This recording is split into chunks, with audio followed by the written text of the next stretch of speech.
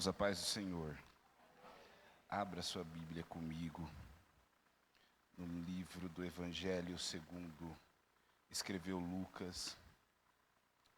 O capítulo é o 8 e nós vamos ler a partir do versículo 40. Eu tributo a Deus todo louvor, honra, glória, por mais essa oportunidade que Ele nos concede estar aqui e poder cultuar com os irmãos. Eu tenho certeza que você não saiu da sua casa em vão. Deus tem uma palavra para o nosso coração. Leiamos a palavra de Deus. Versículo 40. E aconteceu que quando voltou Jesus, a multidão o recebeu, porque todos estavam esperando. Eis que chegou um homem de nome Jairo, que era príncipe da sinagoga. Esse, prostrando-se aos pés de Jesus, rogava-lhe que entrasse em sua casa, porque tinha uma filha única, quase de 12 anos, e que estava à morte. E indo ele, apertava-o a multidão. Podei-vos assentar, irmãos. Meus irmãos, eu pedi a Deus um direcionamento de uma mensagem para ministrar-lhes nesta noite. E o Senhor me lembrou dessa mensagem que eu tinha escrito faz uns anos já que eu escrevi ela, que eu estudei esse texto. E o Senhor não tinha tocado em meu coração para ministrá-la ela ainda. E eu conversando com Deus, no que falar, o Senhor me fez lembrar desse texto, dessa mensagem. E eu tenho certeza que Deus falará ao nosso coração nesta noite. É importante, quando olhamos para esse texto, fazermos algumas observações a título de introdução e ambiência do contexto em que lemos. E a primeira observação que eu faço nesse texto é que ele pode ser analisado por 3 pontos de vista diferentes. Nós podemos ler a mesma passagem, o mesmo texto, a mesma história em Mateus 9, em Marcos 5 e em Lucas 8, conforme acabamos de ler. Essas informações são muito importantes porque algum subsídio que Mateus não mencionou, provavelmente Marcos mencione, aquilo que Lucas não mencionou, que Marcos não mencionou, Lucas menciona na sua narrativa. Diante disso, durante essa mensagem, nós vamos transitar por esses 3 textos para entender a grandeza do milagre que o nosso Senhor Jesus fez. A segunda informação é na abertura do versículo 40 de Lucas 8, porque o texto vai dizer assim: e aconteceu que quando Jesus voltou, se perguntarmos para o texto, o próprio texto nos responde. Jesus voltava da onde? O contexto amplo do versículo 8 vai nos dizer, vai nos mostrar, a partir do versículo 26, que Jesus vai atravessar o mar da Galileia, ou para outra banda, em alguma tradução, e quando ele chega na terra firme, Jesus chega em Gadara. Chegando Jesus em Gadara, ele desce do barco, e Lucas vai nos mostrar que tinha um homem possesso de uma legião de demônios. Esse homem vive uma vida totalmente de escravidão, ele é um homem nu, um homem que se fere com as pedras, é um homem distante da família, é um homem que em dado momento da sua vida alguém decidiu acorrentá-lo, amarrá-lo, e nem isso teve sucesso. Mateus vai dizer lá no capítulo 8, no versículo 28, que são 2 endemoniados, o que nos faz pensar que esse que Lucas relatou, ele se destacou porque ele dava mais trabalho. Só que há uma informação importante no texto. E qual é, Saulo? O Filho de Deus chegou em Gadara. E quando o Filho de Deus chega em Gadara, não tem nada que possa resistir à presença do Filho de Deus. Então Cristo liberta esse homem que era nu, que andava desgarrado, que vivia nos sepulcros, acorrentado, é liberto por Cristo. E a primeira ação que esse homem vai ter, Me chama a atenção, porque ele vai olhar para Jesus e vai dizer: eu quero te seguir aonde o Senhor for. Mas, sendo contraditório a decisão desse homem, Jesus fala: não, fique e anuncie para os teus quão grandes coisas o Senhor fez por mim. Eu penso que esse homem saiu anunciando na cidade aonde ele residia, em Gadara, em Decápolis, quão grandes coisas o Senhor fez por mim. Ele não precisou de uma narrativa, ele não precisou de muita coisa, de muito estudo. A vida desse homem foi um testemunho vivo. Quem ouvia ele, via verdadeiramente o milagre que Jesus operara na sua vida. Quando Jesus termina esse milagre, aí nós chegamos no Lucas 8,40, e aconteceu que quando Jesus voltou de onde? De Gadara para Galiléia. Mas aí no versículo 40, temos 3 observações muito importantes. E quais são? Olha só o que o texto diz: a multidão o recebeu, porque todos estavam esperando. E essa informação é importante. Por quê? Porque a multidão recebe, e só recebe quem espera. Jesus volta para Gadara e dá de cara com a multidão recebendo e esperando.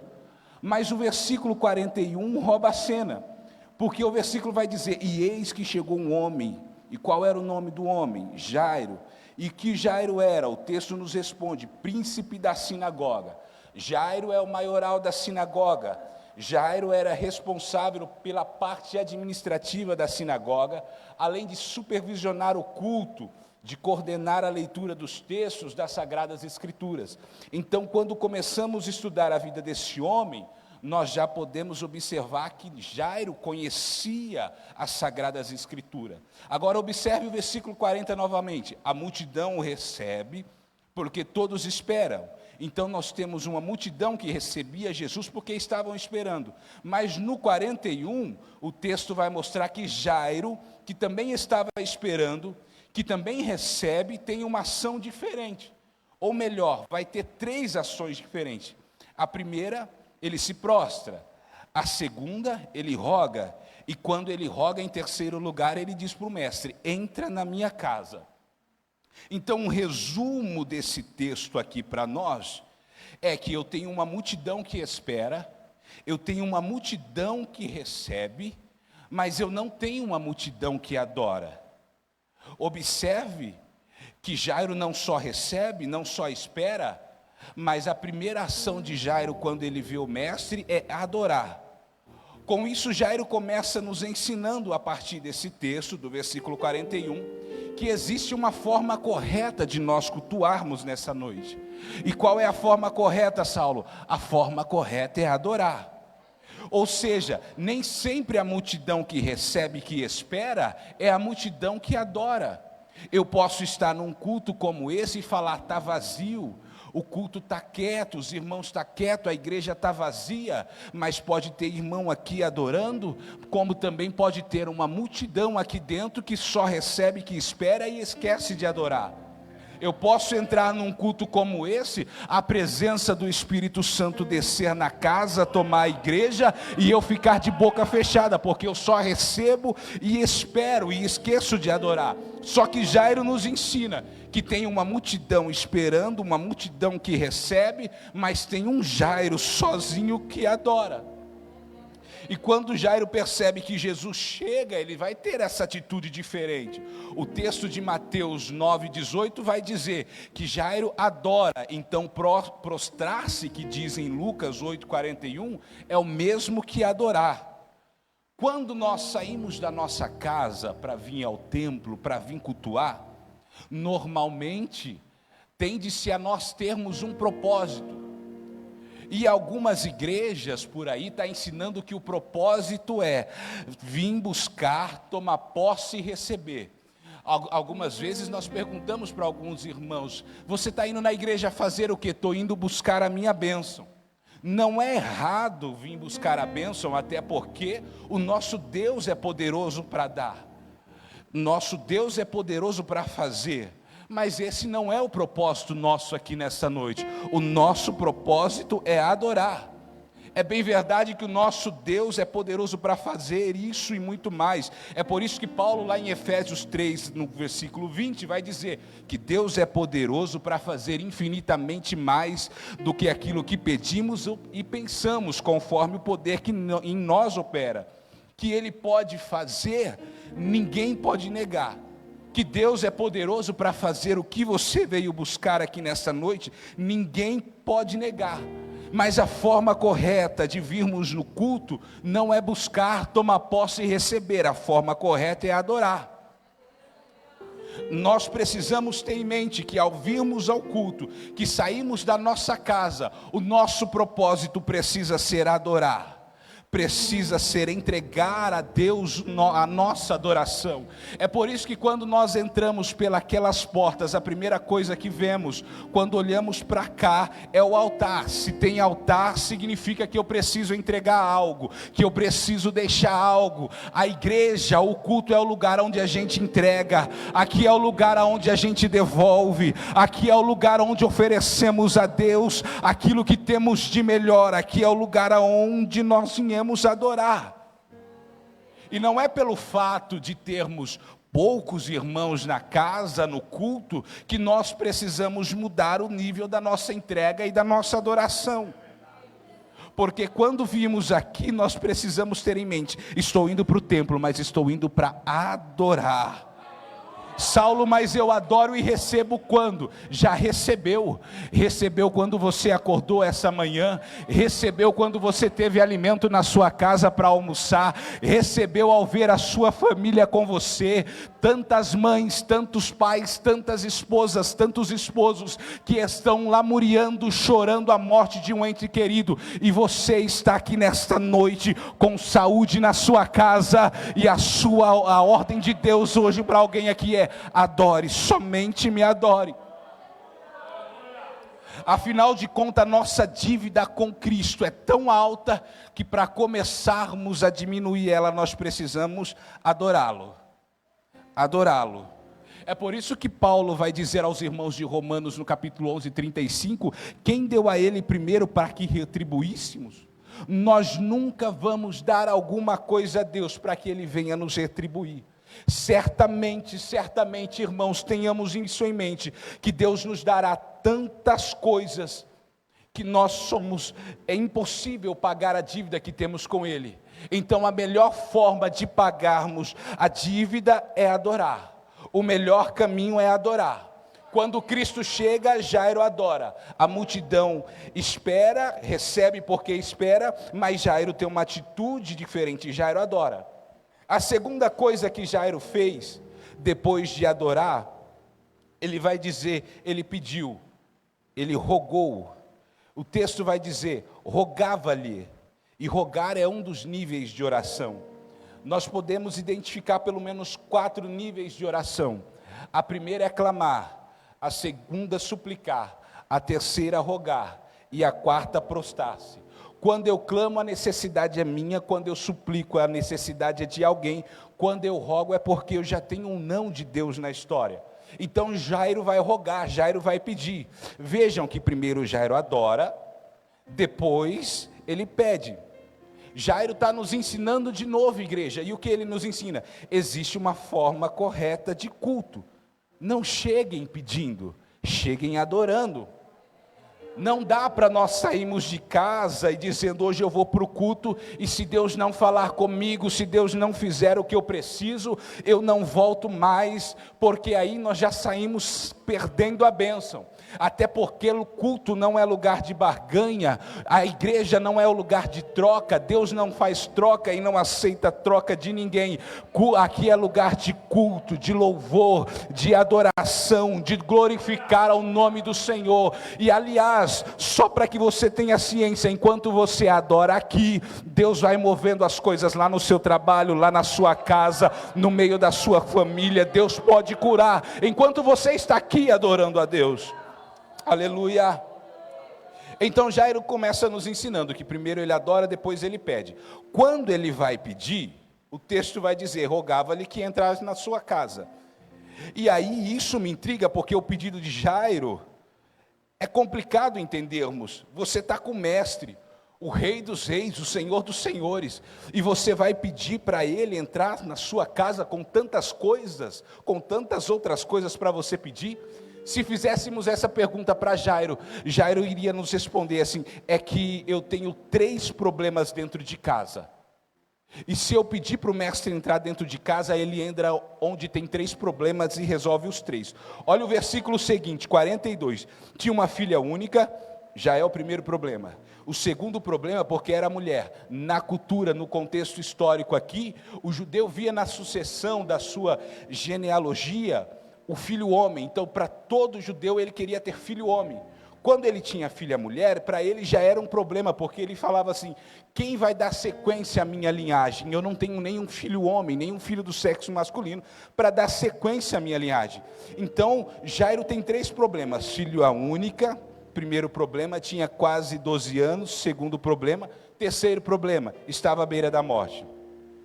Então Jairo entende que no contexto, se ele adora primeiro, quando ele pede para Jesus entrar na casa dele. Se Jesus entra numa casa que tem 3 problemas. E se Jesus entra numa casa onde tem 3 problemas, Jesus resolve 3 problemas de uma família. Nós precisamos entender que na casa onde Jesus entra, não há problema que consiga ficar. Não há nada. E nesse ambiente de culto, eu te convido e te desafio a, quando você chegar nos portões da sua casa nesta noite, grite na sua alma: entra na minha casa, Jesus. Você vai ver que o seu lar nunca mais será o mesmo. A sua vida nunca mais será a mesma, porque entrou o Rei dos Reis e Senhor do Senhor. E se nós vamos continuar lendo o texto, e o mestre Saulo atendeu o pedido de Jairo, o texto responde: indo ele. Então quer dizer que Jesus vai com Jairo. Mas o que me incomoda mais nesse texto é a convicção desse homem. É a convicção que Jairo tinha em adorar, em orar e fazer o convite e ser atendido pelo mestre. E se conversássemos com o irmão Jairo: Jairo, como que você tem essa convicção de que se Jesus entrar na sua casa, ele resolveria 3 problemas? Jairo nos responderia: é porque eu conheço no mínimo 7 segredos de Jesus. E é sobre esses 7 segredos que eu quero conversar com vocês. Lucas capítulo 4, versículo 1 vai nos dizer assim: e Jesus cheio do Espírito. Como que Jesus estava? Cheio do Espírito Santo. Versículo 14 agora. Então, pela virtude do Espírito, voltou Jesus para a Galiléia, e a sua fama correu por todas as terras em derredor. E ele estava cheio da virtude do Espírito, e ensinava nas sinagogas, e por todos era louvado. E chegando em Nazaré, onde fora criado, entrou num dia de sábado, segundo o costume da sinagoga, e levantou para ler. Quem era o chefe da sinagoga? O texto de Lucas 8,40 responde para nós: Jairo. Jairo era o chefe. Agora, uma pausa nessa linha de raciocínio. Imagine comigo, Jairo na sinagoga, e chega o filho da irmã Maria e do irmão José, e vão dar o texto para ele ler. Quem é? O Cristo é o pregador da noite. O versículo 17 vai nos dizer: e foi-lhe dado o livro do profeta Isaías. E quando abriu o livro, achou o lugar que estava escrito. Jairo, chefe da sinagoga, de olho em Jesus. Versículo 18, Jesus começa a ler o texto: o Espírito do Senhor está sobre mim, pois que me ungiu para evangelizar os pobres, e me enviou para curar os quebrantados do coração, e apregoar a liberdade aos cativos, dar vista aos cegos, e pôr em liberdade os oprimidos, e anunciar o ano aceitável do Senhor. E cerrando algumas traduções e fechando o livro, tornou a dá-lo o ministro, e assentou. E todos nas sinagogas estavam com os olhos fixos neles. Nesse exato momento, Jairo já começa a notar os segredos de Jesus. Qual é o primeiro, Saulo? Ele é o Messias. A expressão Espírito do Senhor está sobre mim é uma expressão messiânica. Em primeiro lugar, Jairo, já conhecendo o contexto bíblico, as histórias bíblicas, já começou a notar: ele é o Messias. A segunda informação: ele tem unção, porque o Espírito do Senhor está sobre ele. Se o culto terminasse aquela hora, Jairo já ia embora feliz com 2 segredos de Jesus: ele é o Messias, ele tem unção. Ele é o Messias, ele tem unção. Na sequência do texto de Lucas 4, a partir do versículo 20 e 24, quando Jesus sai da sinagoga, quem estava no culto começa a comentar, um com o outro: rapaz, você viu o pregador de hoje? Aí o outro vai dizer assim, eu nunca vi alguém falar com tanta graça e com tanta autoridade. Jairo anotou o 3º e o 4º segredo: ele é o Messias, ele tem unção, ele tem graça e tem autoridade. Só que na mesma congregação, onde tem gente dizendo que ele tem graça e autoridade, tem uns que se levantam e falam: é hoje que nós matamos Jesus. Jesus passa no meio deles, ninguém percebe, e o texto continua dizendo para nós que Jesus vai para Cafarnaum.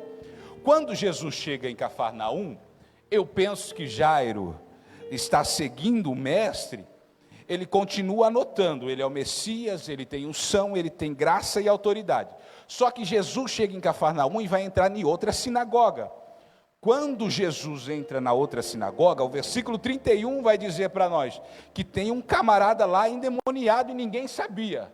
Ora, no meio do culto, tem um endemoniado e ninguém sabia. Jesus entra, o demônio grita: vieste nos atormentar, Cristo? Jesus, com uma única palavra: cala a boca, sai dele. O demônio sai e foi embora. Aí Jairo já anota mais um segredo. Qual que é? Ele é o Messias, ele tem unção, ele tem graça e autoridade, e ainda expulsa demônio. Quando Jesus sai da sinagoga, o texto continua dizendo para nós que ele vai à casa de Pedro. Jesus sai da sinagoga, Pedro sai da sua casa, vai ao encontro do mestre. Quando Pedro vê o mestre, ele diz: mestre, entra na minha casa. Aí eu penso que Jairo anotou mais um segredo: ele é o Messias, ele tem unção, ele tem graça e autoridade, expulsa demônio e entra na casa quando é convidado. O texto de Marcos 1:30 vai dizer que a sogra de Pedro estava doente, estava com febre. Só que a sogra dele doente, Jesus vai pegar ela, tomar pela mão. O texto no original vai dizer que Jesus toca na mão e cura ela mais uma vez. Aí Jairo tem mais um segredo para contar para a gente. E qual é, Saulo? Ele é o Messias, ele tem unção, ele tem graça, ele tem autoridade. Ele expulsa os demônios, entra na casa quando é convidado, e se ele estender a mão, um milagre acontece. É sobre esse Jesus que nós precisamos falar. É sobre esse Jesus que entra na nossa casa quando ele é convidado, que nós precisamos pregar aos 4 cantos da cidade. É sobre esse Jesus que eu vim conversar com vocês nessa noite. O Cristo que é o Messias, que tem unção, que tem graça, que tem autoridade, que expulsa demônio, que entra na sua casa quando é convidado, e se ele estender a mão, tem milagre acontecendo. Eu não sei em qual parte da tua casa que você precisa de um milagre. Eu não sei em qual parte da sua família que Jesus precisa mexer. Mas eu venho como profeta dizer, de Deus te dizer que tem milagre te esperando dentro da sua casa. O Jairo deixou 3 problemas dentro de casa e foi ao caminho de Jesus. Talvez você veio aqui hoje e deixou tantos problemas dentro da sua casa. Talvez você deixou algum problema e está aqui pensando: quando eu sair daqui, eu vou ter que enfrentar tudo aquilo de novo. Quando eu sair daqui e chegar em casa, eu vou ter que dar de cara com os meus problemas de novo. Mas eu tenho uma palavra de Deus para alguém aqui: calma, calma. Tranquiliza seu coração, você não vai sozinho. Você vai hoje com o Messias, com aquele que tem unção, com aquele que tem graça, com aquele que tem autoridade, que entra na sua casa quando é convidado, e se ele estender a mão lá dentro, tem milagre te esperando dentro da sua casa. Você veio na noite certa, no culto certo, porque Jesus está nos ensinando os segredos de Jairo. Oh glória, oh glória, oh glória a Deus. Agora, se nós fôssemos conversar com Jairo: ô Jairo, fala para nós, Como que você descobriu esses 7 segredos de Jesus? No mínimo, Jairo diria para nós: é porque eu não faltei no culto. É porque eu não faltava no culto. Está vendo que a gente perde quando faltamos no culto? Perdemos o segredo. O dia que nós não vemos no culto é o dia de Deus revelar os segredos. Era o dia do Senhor nos ensinar. Era o dia do Senhor falar especificamente com você, sobre você. E nós precisamos tomar cuidado com essa história de ficar inventando coisas simplesmente para faltar no culto, porque Deus tem poder de criar, trazer à existência aquilo que não existe. Aí vai ter momentos que nós vamos querer vir ao culto e não vamos poder. Mas quando temos a liberdade, tem vezes que não vemos, criamos história para não vir. Então, quer um conselho? Não falte aos cultos. Mas Saulo, onde eu moro é difícil vir ao culto. Quem sabe você que vai assistir essa live depois vai falar isso. É difícil, meus horários, é complicado, eu não consigo vir aos cultos. Se eu chegar, eu vou chegar na bênção apostólica. Pois bem, eu te desafio a vir. Porque se você chegar aqui e o pastor estiver com as mãos estendidas, falando a bênção apostólica, dizendo que a graça do nosso Senhor e Salvador Jesus Cristo, que o grande amor de Deus e a comunhão do Espírito Santo, você já saiu daqui com 3 bênçãos, uma de cada divindade da Trindade, alcançou a graça do Filho, o amor de Deus e a comunhão do Espírito, já dá para voltar para casa feliz e regozijando, porque mesmo na bênção apostólica, Deus tem bênção para os teus filhos. O que nós não podemos deixar acontecer na nossa vida é fingir que não teve, é deixar passar, porque Deus tem segredos para revelar para nós, Deus tem segredo para ensinar para nós como vamos vencer o nosso amanhã, como vamos vencer as nossas dificuldades. Agora, se nós vamos continuar a conversa com Jairo, capítulo 4, paz do Senhor, Jairo, tudo bem? Quem sabe ele diria: paz do Senhor, tudo bem? Acabei de sair de um culto, Cristo foi o pregador do culto, e eu anotei os segredos de Cristo. Só que a vida cristã não é só capítulo 4, a vida cristã é feita de fase. Se nós conversarmos com Jairo no capítulo 5, Jairo, paz do Senhor, meu filho, capítulo 5, tudo bem, Jairo? Aleluia, glória a Deus, está tudo bem.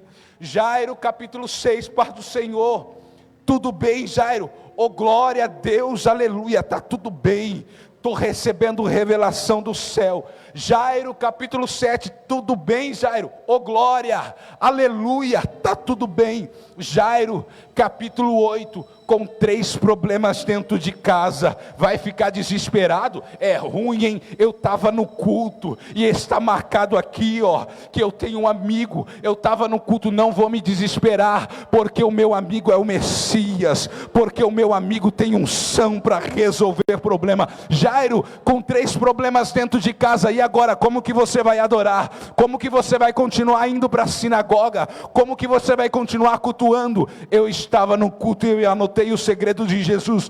Calma, espera um pouco, eu vou para a rua encontrar o meu amigo Jesus, eu vou para a rua encontrar o meu amigo Jesus, e quando eu chegar lá eu vou adorá-lo, e quando chegar lá eu vou buscá-lo, e quando chegar lá eu vou rogá-lo, e quando eu chegar e tiver a oportunidade de dizer: entra na minha casa, eu sei que ele vai entrar, e se ele estender a mão tem milagre dentro do meu lar, e se ele estender a mão tem milagre dentro da minha casa. Oh, glória, oh, glória a Deus. É por isso que tem uma multidão aguardando e uma multidão esperando, e só Jairo adora, porque Jairo anota segredos, Jairo conhece o Cristo, Jairo sabe o Deus a quem ele adorava, Jairo sabe o lugar do secreto para quem ele pedia. Não adianta virmos na igreja, nos cultos, com a mentalidade de só querer receber alguma coisa. Se você tem adoração para entregar, tem milagre te esperando na sua casa. Oh, glória! Só que Jairo, o texto vai dizer que Jesus vai à casa de Jairo. No meio do texto de Lucas 8:40, nós vamos ver a partir do verso 43, que existe o episódio da mulher do fluxo de sangue. Jesus dá atenção para a mulher, um milagre acontece. E nesse período, chega alguém para Jairo e diz: Jairo, para de incomodar o mestre. Não fala mais nada. Por quê? Tua filha já está morta. Eu penso como ser humano que somos. O Jairo baqueou. O Jairo sentiu. Só que Jairo está do lado de Jesus. No mínimo Jesus falou para ele assim: opa. Jairo, atenção, não perde sua bênção. Jairo, quanto segredo você tem de mim mesmo? Tenho 7, Jesus. Então eu vou te ensinar o 8º. Quem me adora na rua tem milagre te esperando dentro de casa. Quem me adora no culto tem milagre te esperando dentro de casa. Jesus foi com Jairo. O texto vai começar a nos dizer que tem dentro da casa de Jairo as carpideiras, os flautistas, pessoas que eram pagos só para tocar tristeza e chorar a tristeza de alguém. Mas se você perguntasse para qualquer um deles: você conhece a menina? Você é parente da menina? Eles diriam: não, eu fui pago só para chorar a morte de alguém. Isso nos ensina que tem gente na nossa vida, no nosso convívio, que não está preocupado com a circunstância que eu ou você enfrentamos, estão preocupados em só chorar as nossas lamúrias, em só chorar as nossas desgraças, em só chorar as nossas frustrações. Mas Jesus, o Cristo, chega na casa de Jairo. Quando ele chega, ele expulsa os flautistas, as carpideiras, expulsa todo mundo, e deixa somente Jairo, a mãe da menina. Pedro, Tiago e João vai entrar, e a menina está ali. Enquanto tem 6 ainda há morte, enquanto tem 6 ainda não há esperança, enquanto tem 6 e o 6º é o problema, ainda há choro na casa de Jairo, ainda há preocupação, mas o Filho de Deus chegou, o 7º, o perfeito, e olha novamente o que ele faz. O texto vai dizer que ele tomou-a pela mão. Se ele estender a mão, o milagre acontece. Mais uma vez, Jesus, pelo poder das suas mãos, operou o milagre na casa de Jairo, e eu vim aqui como profeta de dizer: tem milagre esperando na sua casa. Deus te trouxe aqui para acalmar o seu coração e dizer: filho, filha, enquanto você me adora, tem milagre te esperando. Enquanto você me adora no templo, tem milagre te esperando na sua casa. Nós precisamos entender que a nossa adoração, que o nosso louvor sincero, tem o poder de mudar circunstâncias ao nosso favor.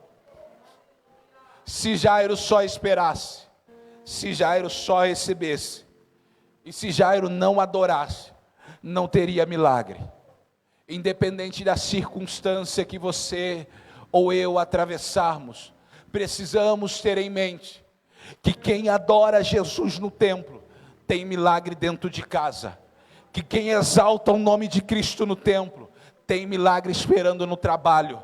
Que quem fala com Deus no templo, tem milagre te esperando diante das suas dificuldades e circunstâncias. Nós precisamos ter em mente que a adoração é o meio que nós temos para exaltar o nome do Senhor. Nós precisamos ter em mente que adorá-lo, que bendizê-lo, que exaltá-lo é o momento que nós temos de atrair a presença dele ao nosso favor, de atrair a presença do Cristo vivo ao nosso favor. Então, quando você entrar no templo, não entre de boca fechada, não fique esperando o Espírito Santo descer na casa. Entra adorando, porque o Senhor está aqui, porque Ele é digno, Ele é merecedor de toda a honra, de toda a glória, de todo louvor, de toda adoração. Oh glória! Se nós entendermos o princípio que Jairo nos ensinou nesta noite, certamente viveremos o sobrenatural de Deus nessa casa. Se nós entendermos o princípio que Jairo nos ensinou, e eu lhe convido ao chegar na sua casa, que você mergulhe nas páginas da Bíblia, no capítulo 8 de Lucas, no capítulo 4 de Lucas, e aprenda os segredos de Deus, de Jesus Cristo, para você. Porque se nós mergulharmos na palavra de Deus, e decifrarmos, e o Espírito Santo revelar os segredos, nós certamente viveremos o extraordinário de Deus nas nossas vidas. Você certamente viverá o extraordinário de Deus na sua casa, no seu trabalho, nos seus negócios, na sua vida ministerial, nos seus relacionamentos, porque Deus tem segredos para nos ensinar, Deus tem segredos para nos revelar. E hoje nós aprendemos com o irmão Jairo, que teve um milagre dentro da sua casa, porque não só esperou, porque não só recebeu, mas porque adorou e soube pedir a Ele o nome de Jesus ser glorificado. Eu te convido a ficar de pé. Eu oro e já encerro. Oh, glória a Deus. Oh, Deus de poder. Senhor Deus, eu te dou graça por esse culto, pela tua palavra que foi revelada a nós nessa noite. Oh Deus, eu te agradeço pelo segredo que o Senhor nos ensinou através do irmão Jairo. Eu te agradeço porque o Senhor nos ensinou, se adorarmos o Senhor no templo, temos milagres para viver dentro da nossa casa.